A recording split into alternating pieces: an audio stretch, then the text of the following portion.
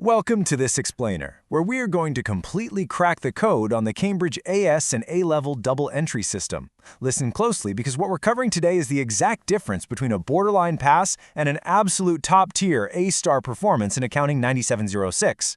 I am acting as your master coach today, and we are going to look directly through the examiner's lens. We're breaking down the theoretical foundations, the strict technical methodologies, and those high-level evaluative insights that examiners are desperately looking for but rarely find.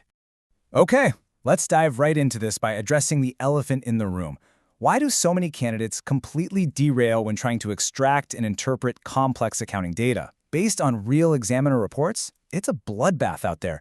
And you might think it's just about getting the math right, but the reality is way more strategic. Year after year, examiners point out that students hit a massive wall, not because they can't add or subtract, but because they don't understand the anatomy of the command words. When a high-tariff 15-mark question asks you to evaluate or asks to what extent, and you just explain the data, you've already lost. Students struggle to apply fundamental accounting equations to completely unfamiliar, highly constrained scenarios. They just get totally lost in the data. So here is our tactical roadmap to securing those top marks today. 1. Core accounting principles. 2. The technical methodology. 3. Evaluative thinking skills. And 4. Top examiner warnings. Let's start with Section 1, Core Accounting Principles.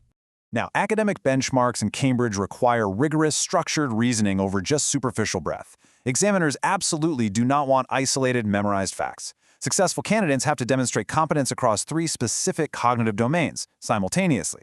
We're talking about assessment objectives 1, 2, and 3, knowledge and understanding, analysis, and evaluation. I see this all the time with 2 specific types of students. Let's call the first one Alex. Alex is highly technical, excels at facts and formulas, and nails the knowledge part, but totally freezes up on open-ended evaluation. Then you have someone like Sam. Sam is a highly creative thinker, great at building arguments, but struggles with the structural precision and the actual analysis of the numbers.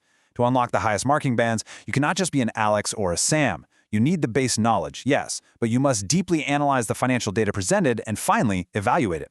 If you're missing any single one of these pillars, your entire exam response just collapses. So, the crucial takeaway here is that you must connect these principles and apply them to completely new scenarios. You can't just memorize textbook examples and hope for the best. The syllabus explicitly demands connected conceptual understanding. Let's be real, when you sit down in that exam hall, Cambridge is going to throw a wildly complex business scenario at you that you have literally never seen before. It's designed to shock you. If your knowledge isn't conceptual and deeply connected, you won't be able to adapt. You have to understand the foundational why behind the double entry, not just the mechanical how. You need to deploy what I call the 3-step question scan, isolate the command word, identify the content knowledge required, and hunt for the hidden constraints in the prompt. Moving right along, let's hit Section 2, the technical methodology. Okay, I want you to pay very close attention to this. Notice the extreme emphasis on the method mark strategy.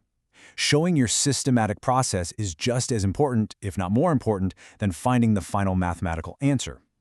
Before we crack the hardest part of this technical methodology, I need to pause our session for a quick second. If you are serious about crushing these exams and you want to lock in a top grade, you need to subscribe to the channel Ace the Exams IGCSE and A Levels at acetheexam_IGCSA. Hit that subscribe button right now and enable all notifications by clicking the bell so you never miss our weekly Cambridge Breakthrough Strategies. All right, let's get back to it. So many students rush to punch numbers into their calculator, scribble down the final figure, and move on to save time. Listen to me. If that final number is wrong and you haven't shown exactly how you got there, the examiner gives you a 0. Marks are literally awarded for the process. To guarantee you capture every single process mark, you must follow this strict, standardized 5-step sequence every single time you tackle a problem. Think of this as your paragraph balance formula. First, you actively extract the data and identify the key elements from the texts and tables. Second, you apply the relevant accounting principles. Third, you execute your analysis, leaving a crystal clear trail of your working. Fourth, you verify your results. And fifth, you present the information following strict Cambridge conventions. This means using proper headings, correct terminology, and appropriate formats. This isn't just high school math, it's a professional skill. If you hit a roadblock here, say your balance sheet isn't balancing, don't panic. Go back to step 3 and check your working trail. Now, to help lock in this methodology and handle intense data interpretation, try using a visual story method to encode these dry accounting concepts into your long-term memory. Because let's face it, reading standard black and white ledgers isn't exactly a blockbuster thriller. By creating a narrative around how money flows through an imaginary business, literally picturing the physical movement of cash from one specific ledger to another, you make the procedural framework stick so much better than just relying on rote memorization. It connects the data to a real-world action. All right, let's shift gears into Section 3, Evaluative Thinking Skills.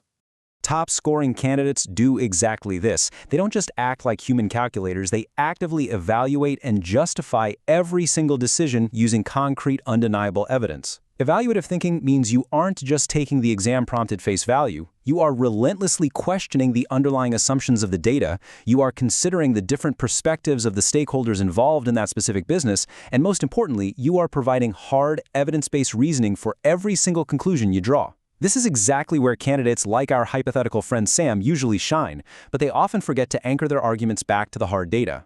Let's treat this next part like an interactive workshop. Imagine you're staring down a massive, complex chart in the exam. When handling comparative analysis, you must identify both similarities and differences, use comparative connectives, and weigh their relative importance based on evidence. Do not just list facts side by side like a robot. That gets you nowhere. You have to actively bridge these concepts, using connective words like whereas, conversely, or similarly. You need to support each comparison directly with the exact data you've extracted from the prompt. And then, and this is the absolute critical part that separates the A grades from the rest, you must draw a definitive conclusion on which factor has more relative importance based on that data. You have to take a stand and justify it.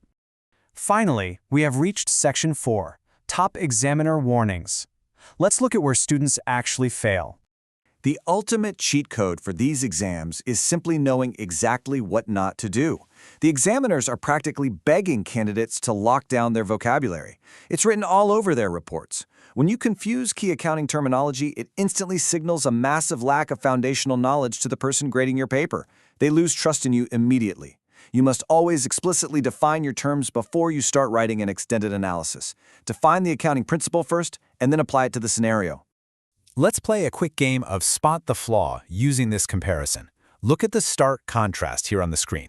Examiners will heavily penalize vague answers. If you write a generic, memorized textbook answer like the one on the left, you get minimal marks.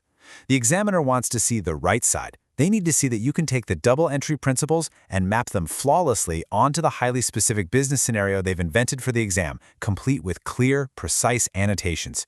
Your formulas literally mean nothing if they aren't anchored to the given context. So, you must actively avoid these 3 critical mistakes. 1. Relying on vague explanations. 2. Skipping strict format conventions like proper headings. And 3. Completely ignoring the business context. Treat your final exam paper as a professional corporate document. This is where you deploy your last 5 minutes review checklist. In those final 5 minutes, you shouldn't be writing frantically. You should be checking, did I use proper headings? Are my formats appropriate? Are my annotations clear? Because if you don't do those things, you are throwing away incredibly easy marks that require absolutely zero complex calculation. As we wrap up this masterclass explainer, I'll leave you with this final provocative thought. Are you going to continue studying passively, or are you ready to practice past papers using this exact examiner-aligned strategy? True mastery of the double entry system is about systematic analysis, clear procedural methodology, and context-driven evaluation. Remember our 3 core pillars today: the 3-step question scan to decode the prompt, the paragraph balance formula to structure your working, and the last 5 minutes review checklist to secure your format marks. Crushing Cambridge exams requires consistent, relentless strategy. So if you want more of these elite exam hacks, make sure you hit the subscribe button for Ace the Exam's IGC, SE, O&A levels at acetheexam_IGCSE. Turn on that notification bell right now and drop a comment below with your exact target grade. Take these insights, apply them to your next practice paper, and go capture every single mark available. Keep practicing, stay strategic, and I will see you in our next explainer.